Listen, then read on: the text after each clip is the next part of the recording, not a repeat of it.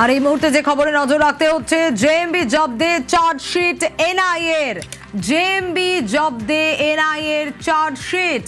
বাংলা সহ উত্তর পূর্বে জেএমবির জাল ছড়ানোর যে ছক, তা কার্যত বানচাল। আরো ডিটেল এ বিষয়ে জানাতে পারবে নিলয় রয়েছে আমার সঙ্গে। নিলয়, কি আপডেট পাওয়া যাচ্ছে? সোনিয়া, যে রিলিজ, সেই রিলিজের মতে 11 জনকে চার্জশিট দাখিল করা হচ্ছে। 11 জনের বিরুদ্ধে চার্জশিট দাখিল করা হচ্ছে। এই 11 জন 2025-এ আসাম এবং ত্রিপুরা থেকে আসামের এসটিএফ এ অ্যারেস্ট করেছিল। তারপরে এনআইএ ইনভেস্টিগেশন শুরু হয়েছিল। দফায় দফায় ইনভেস্টিগেশন হয়েছে। ইনভেস্টিগেশনের পরে চার্জশিট ফাইল করা হয়েছে। চার্জশিটে যা লেখা রয়েছে সেটা বলেন। চার্জশিটে ইমাম মোহাম্মদের কাফিলা, মানে জামায়াতুল মুজাহিদিন বাংলাদেশের একটি অফশুট অর্গানাইজেশন, যে বাংলাদেশের থেকে পরিচালিত হয়।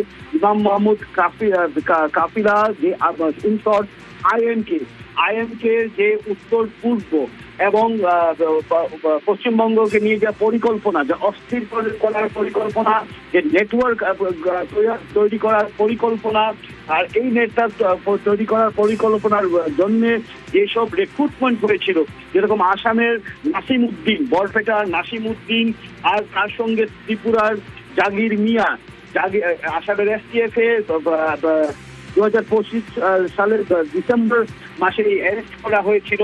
ইন্টেলিজেন্স ইনপুট রয়েছিল, আর্মির ইনপুট রয়েছিল, বর্ডার পুলিশের ইনপুট রয়েছিল। তারপরে এসটিএফ এ অ্যারেস্ট করা হয়। তারপরে যে ইন্টারোগেশন হয়েছে, এই ইন্টারোগেশনে যা বেরিয়ে এসছে সেটা সেমন না। যা তথ্য পাওয়া গেছে, যে তথ্যতে অনেক লিখিত ডকুমেন্ট, অনেক মোবাইল কমিউনিকেশন, আর ইন্টারনেটে যে আলাপ হয়ে বা ডার্ক ওয়েবে যে সব আলাপ হয়েছিল, সেসব কমিউনিকেশন এনআইএর হাতে রয়েছে। আর তার মধ্যে চার্জশিট দাখিল করা হচ্ছে নাসিম উদ্দিন আর জাহাঙ্গীর মিয়া আসামে, নাসির উদ্দিন আর এদিকে জাহাঙ্গীর মিয়া ত্রিপুরাতে, তার সঙ্গে আরো 9 জন।